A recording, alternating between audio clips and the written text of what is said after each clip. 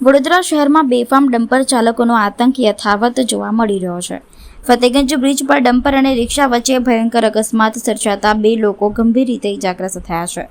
વડોદરાના ફતેગંજ બ્રિજ પર ડમ્પર અને રિક્ષા વચ્ચે થયેલા અકસ્માતમાં રિક્ષા ચાલક અને રિક્ષામાં સવાર યુવતી ગંભીર રીતે ઘાયલ થયા હતા. અકસ્માત બાદ બંને ઇજાગ્રસ્તોને તાત્કાલિક 108 એમ્બ્યુલન્સ મારફતે સારવાર માટે SSG હોસ્પિટલ ખસેડવામાં આવ્યા હતા. ઇજાગ્રસ્ત રિક્ષા ચાલકનું નામ મોહમ્મદ આરિફ હોવાનું જાણવા મળ્યું છે, જે તાંદલજા વિસ્તારની યોગી કુટીર પાસે આવેલી આવાસ યોજનામાં રહે છે.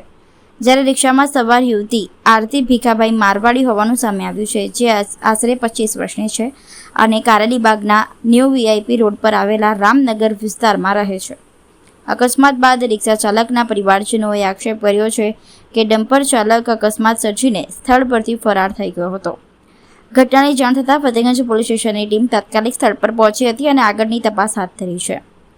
આ ઘટનાએ શહેરમાં ડમ્પર ચાલકોની બેદરકારીને લઈને ફરી એકવાર સવાલો ઊભા કર્યા છે.